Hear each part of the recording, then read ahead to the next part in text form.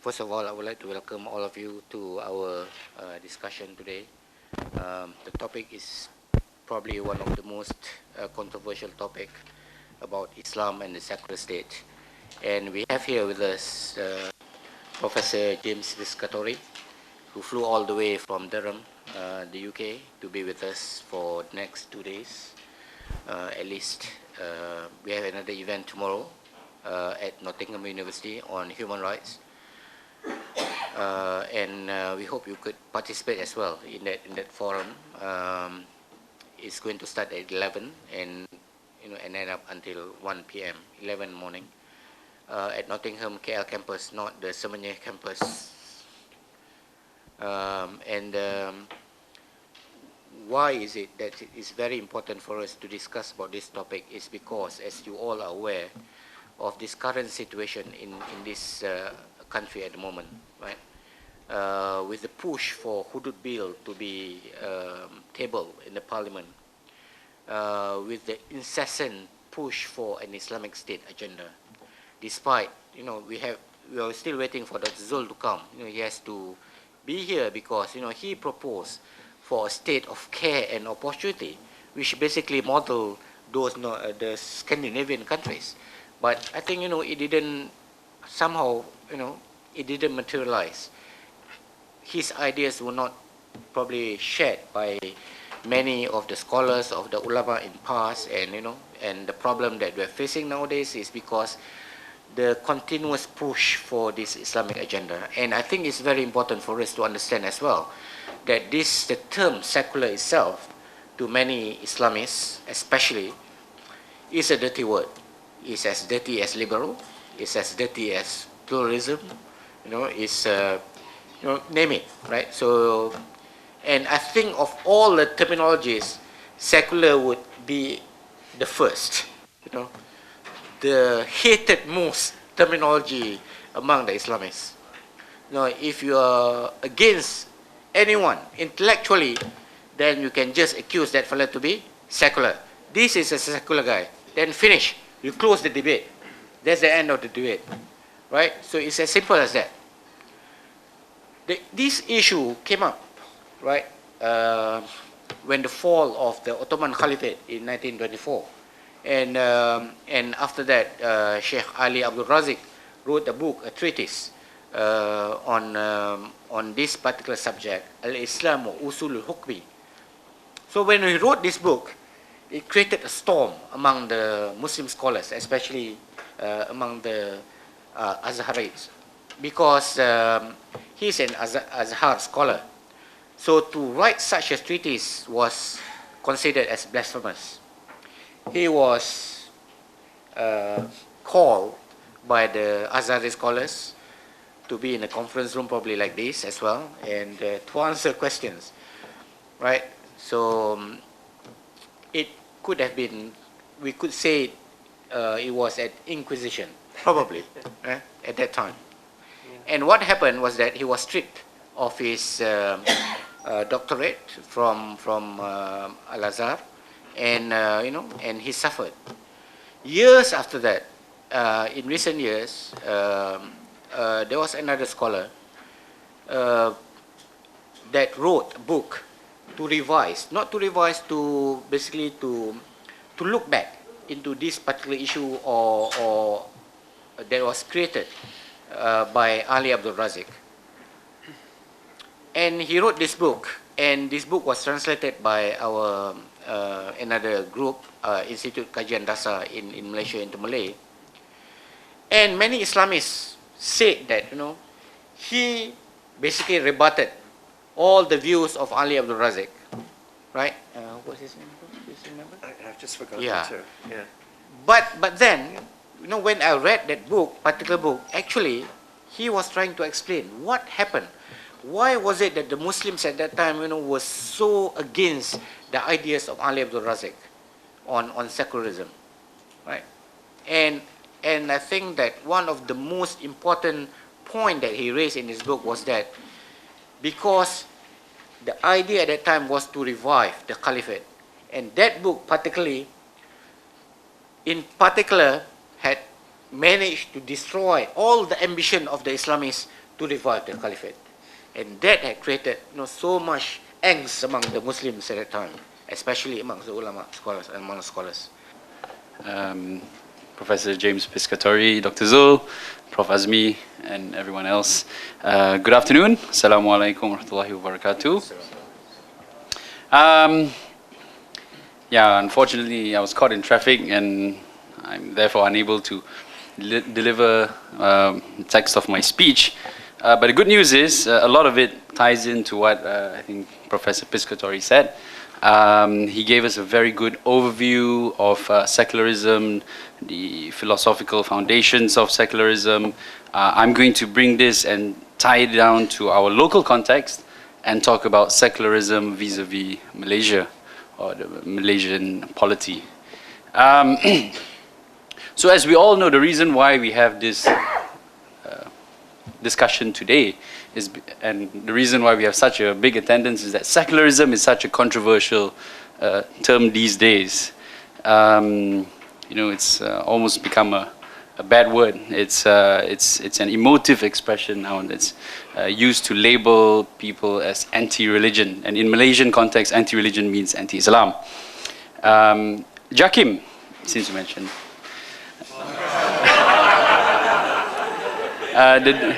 Which is the Department of Islamic Development, the foremost national authority for Islam. In Malaysia, has in the last 1-2 years, I think, if you listen to Friday sermons, you constantly hear about conspiracies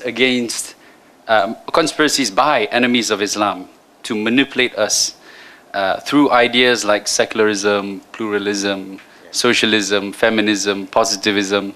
And in May last year, our Prime Minister, Datuk Seri Najib, added human rightism to the list of offending ideologies. I'm just waiting for them to add DAPism. Or maybe they have already done it.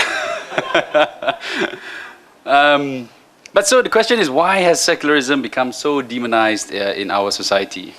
I think, Professor Piscatori gave us a bit of background on that. A lot of Malaysian understanding of the term, not just Malaysian, I think Muslim understanding of the term secularism comes from the Kemalist experience, the Turkish sort of model, which is admittedly a very traumatic affair. However, I think that is only part of the story, a very small part of the story. After all, no one can say Datuk Seri Najib doesn't know what secularism means. I mean, his own father talked about, Malaysia as a secular, as a liberal country. So it's strange that the son who is educated in the UK and so on and so forth would not know what it means. Of course he does. I give him the benefit of the doubt. But yet, then why does Najib and his government continue to vilify values like secularism, liberalism, and so on? So in my view, I think this problem is caused by two mutually reinforcing factors, namely, firstly, and I'll elaborate on these, the social construction of the other and the associated insecurities that come along with it, as well as the resulting dependency syndrome that is propagated by the state. So firstly, I think the Nusantara, or the Malay archipelago, has always been a maritime region, and as such has been historically very cosmopolitan. This is true even before colonial times. We were a key trade route between the East and the West. Even Tomé Pires, the Portuguese apothecary, said, whoever is Lord of Malacca has his hand on Venice, on the throat of Venice. So in those days, the people of the Nusantara were very outward-looking. I mean, they traded with merchants from all over the world. Many of them were also seafarers, explorers. The Malays in those days, or the Malay peoples, sailed as far as Madagascar, the Pacific Islands, and this interaction with the outside world ensured that Malay society was always open-minded and cosmopolitan. But then came the colonial experience. And that sort of put an end to the worldly exploits of the Malays, so to speak. The three main ports in Malaya, Penang, Malacca, Singapore, were turned into British crown colonies, and Malay society became more and more confined both geographically and socio-politically, until eventually they lost their connections with the outside world. And at the same time, what would eventually evolve into modern-day Malayness began to form through colonial capitalism, because basically that saw the systematic mass migration of Chinese and Indian labor into the Malay world, which created a very clear and artificial economic division of labor or between the different ethnic groups, as opposed to previously you had a more naturally evolving relationship because it was by trade, it was by travel. But now you had, very artificial division created or brought in by the colonial powers. And so interaction between these groups were very limited and very controlled. And so the evolution of Malay identity, in fact, if you look at the British censuses, the British began doing census, taking census in the 19th century. I think the first was maybe 1853 or so, something like that. And if you look at the first British census, and you look at the categories of people, you had Acehnese, Bugis, Jawi Peranakan, Minangkabau, so on and so forth. You had a whole 100 different categories of Bugis were warriors, right? I heard, but now they have. Now not sure. They may have nothing to hide now, lah.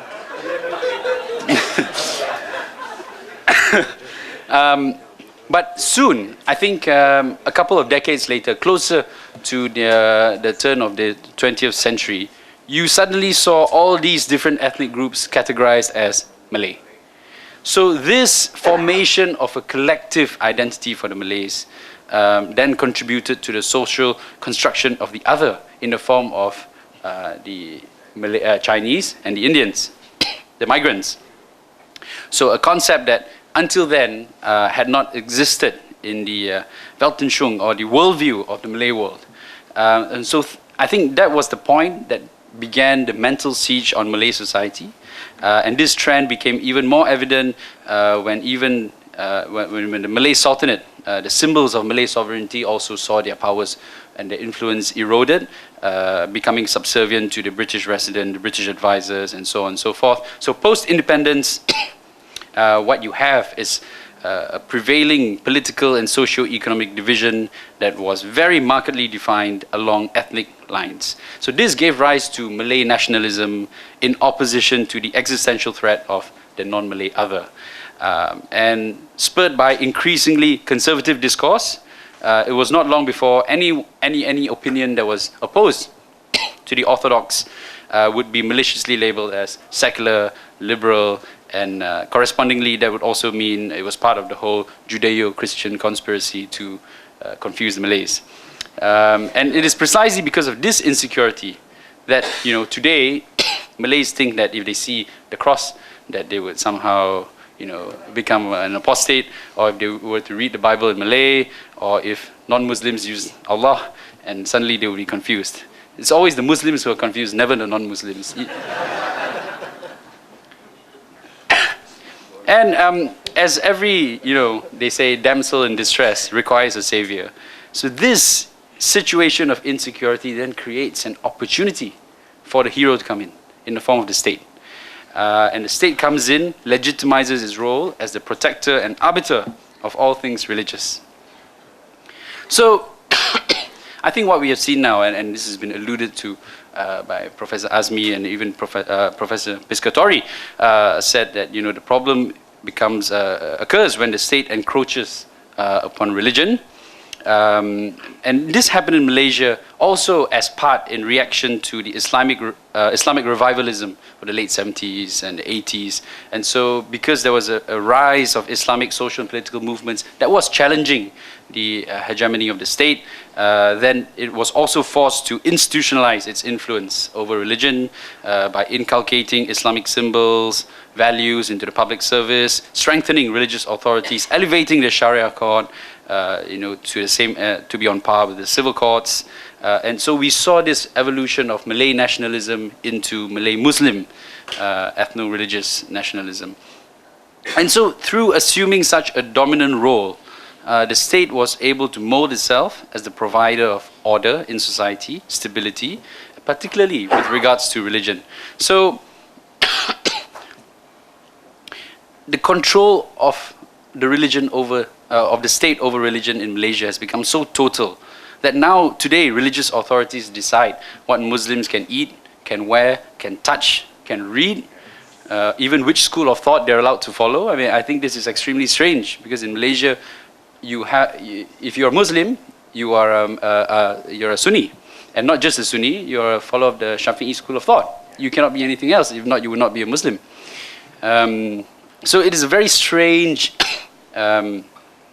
way of, obviously determining what people can believe. And as what Azmi says, I too believe that once you force, it's no longer faith, right? You're not really believing. So in the context of a society that on the one hand feels under siege and is in constant competition with their other, and on the other hand, a society that's also psychologically dependent on Big Brother to protect them in matters of faith, it is not difficult to understand why any kind of ideology that seeks to separate the state and religion, such as secularism, or ideology that encourages freedom of thought, like liberalism, would be deemed radical and deviationist, not only by the state, but also by the pathological society at large.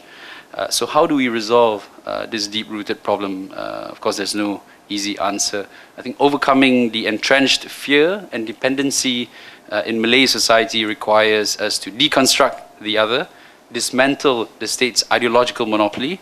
But of course, that then again depends on the society's ability to understand and think for themselves. So in other words, we need some kind of enlightenment to occur.